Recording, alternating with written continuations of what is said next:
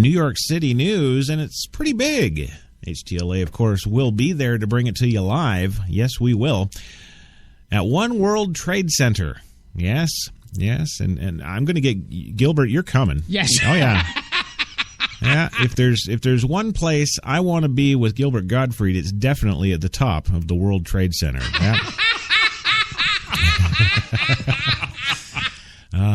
Yes. Well, the One World Trade Center Observatory is scheduled to open in May.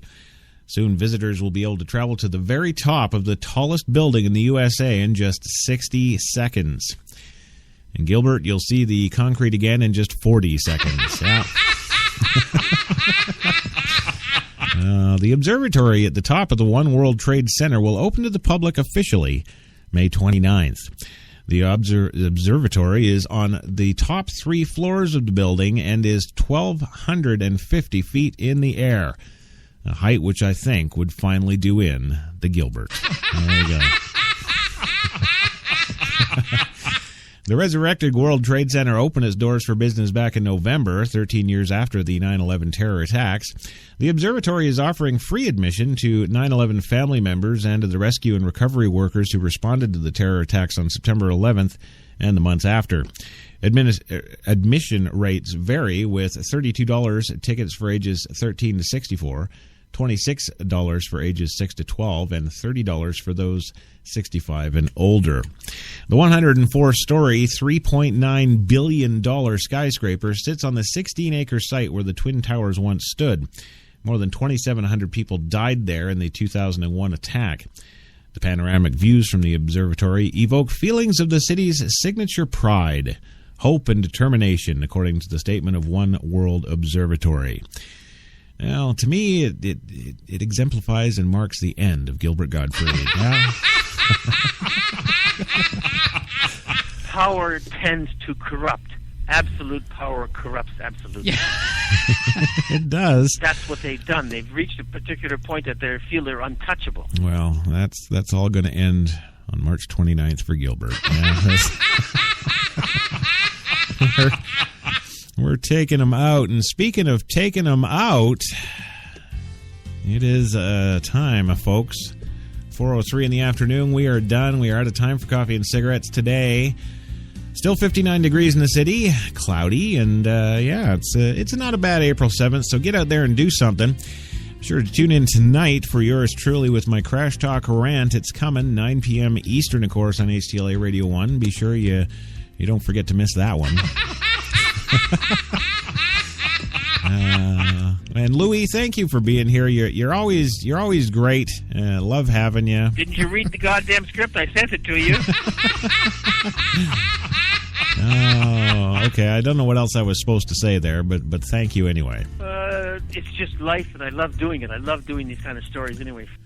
Well, and it's always good to have you. So there you go, Gilbert. Your days are numbered, my friend. Yes. And so until then, thank you for being on the show. Thank you for listening, and support the show for the love of God. And of course, Arnold, I kept you quiet for most of the day there, and I feel okay with that. Yes. Yeah. So all the best to your lovely wife and your wonderful children, and thank you for being here today. Absolutely. Thank you very much, and I'll be back. Yeah, you say that. Yes. Yeah. Well, and to all of you, have a great April 7th, and we'll, of course, see you here tomorrow for the Wednesday Grinder. Yeah, we'll treat that hump day with everything it deserves, bitch. Yes, and we'll check you all later. Have a great one.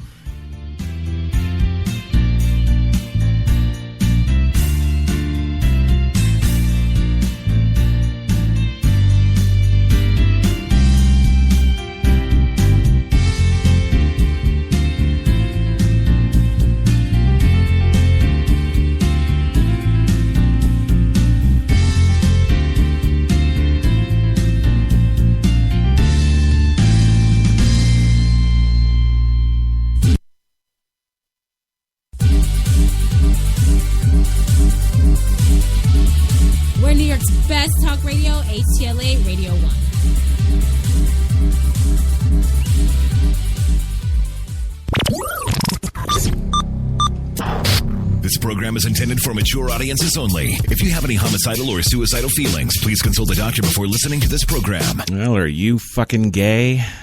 Are you? Are you, sweetheart? Oh, yeah. 9 p.m. Eastern Time, of course. You got it tuned. HTLA Radio 1, New York's best talk. And of course, it's Tuesday night, which means it's Crash Talk. And tonight's show, RFRA, not RGAY. Yes. Of course, the Religious Freedoms Act is what we're talking about today on Crash Talk. Well, no, we're not talking. I'm talking. Yeah. I'm not a happy camper, in case anybody is interested. Yeah, I know you're not, are you? No? Well, at least the kids are interested. Yeah, the kids are interested. There you go. Yes, of course, tonight's show, I'm tackling the big one. Tonight on Crash Talk, a pizza place that 2 days ago was likely unknown to most outside its small Indiana town became the target of internet fury. Yes, it did, after it was one of the first establishments to publicly say it would not cater a same-sex wedding. Yes, a pizza place, saying they agree with Governor Pence and the signing of the controversial Religious Freedom Restoration Act.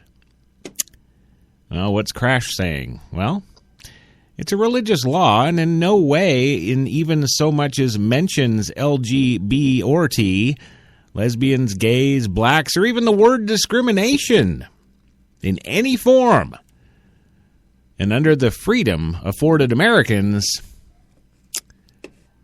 yeah, just shut the hell up. HTLA Radio 1. HTLA Radio 1 in New York City proudly presents Crash Talk.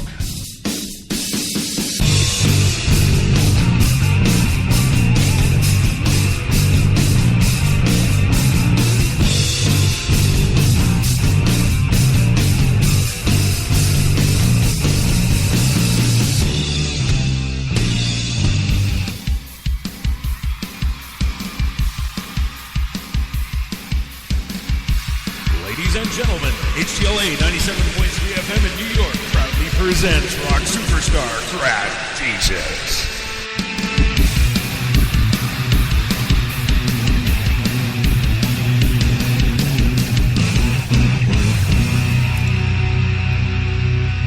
Thank you very much. Good night. Welcome to Crash Talk on HTLA Radio 1, New York's best talk.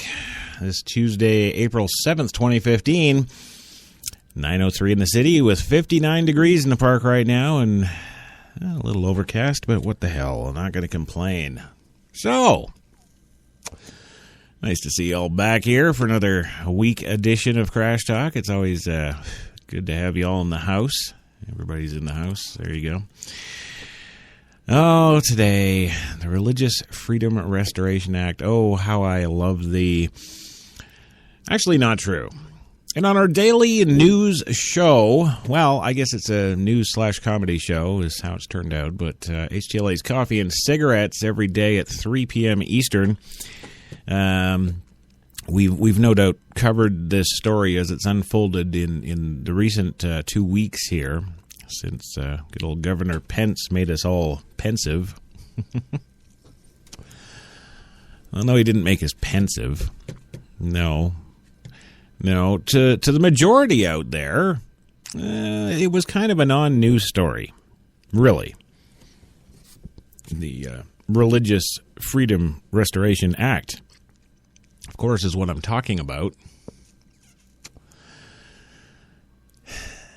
I think I'm going to start the show by reading to you again, because we've done it so many times in the last 2 weeks, what the actual verbiage, the actual wording within the Act contains. Yes.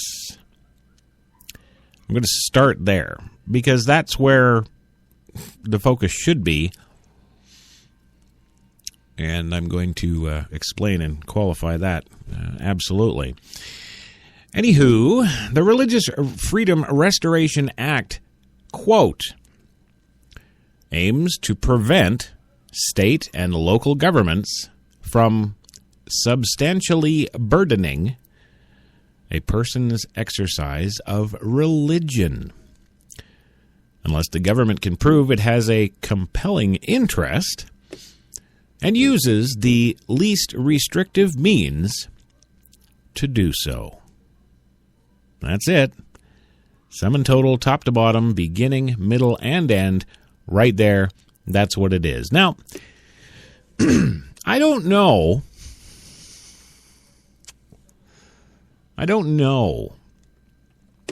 why LGBTers are up in arms about this. I don't know. There's no mention of lesbians or gays or bisexuals or transsexuals or, well, indeed, any kind of sexual in this act. There is none. Absolutely none. Not a single mention of any of those groups or peoples or, well, indeed, the word itself, discrimination. There's nothing in there about that. It's talking about governments loosening their grip of substantially burdening a person's exercise of religion. Now, me being a Canadian, I kind of thought, okay, well, maybe there's some religions out there that hate gays or hate lesbians or hate bisexuals or transsexuals or lesbians or maybe... No, there's not. No, there's not a single religion out there. And, okay, yeah, you're going to be like, oh, well, the Christians believe. The Christians believe what? If you look at religion, ladies and gentlemen, let's look at religion for a moment, please. They're all storybooks. Every single religion out there. And I know a lot of you, I know I have a lot of listeners in that U.S. Bible Belt that are probably going to turn me off now.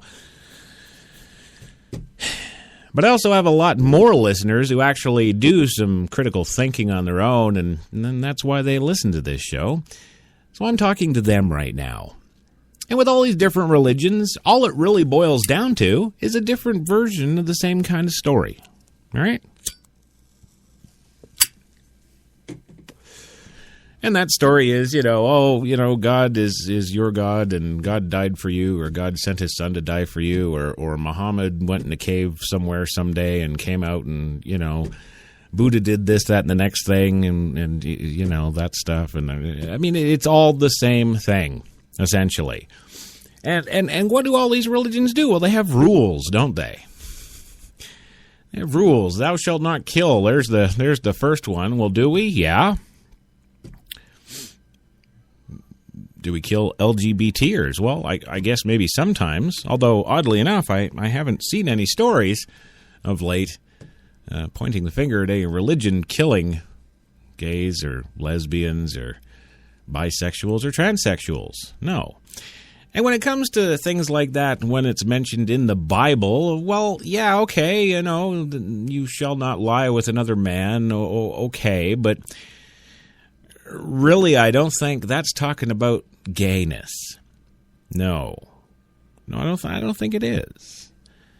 Because the Bible, like all the other storybooks, they use a heck of a lot of metaphor, don't they? Yeah. Don't lie with another. Right. Well, culture changes over the hundreds and hundreds and hundreds and thousands of years. Culture changes. What was once acceptable in culture is no longer acceptable in culture, or vice versa. Don't forget the Romans used to have that neat Colosseum, and we used to have slaves, and we used to sacrifice slaves in the Colosseum for the games. For what? Entertainment. Well, now what do? Well, we get Russell Crowe and a whole bunch of extras, and we make a movie about slaughtering a whole bunch of people in the name of entertainment. Right. So it's this kind of society we've created that's, well, for the most part, simulates everything. Hell, even in our food, we've got simulated food, thanks GMO. But really what I'm talking about here is the freedom for all of you and me to go out there and follow any one of those storybooks we want, and to follow the rules that are contained therein. I don't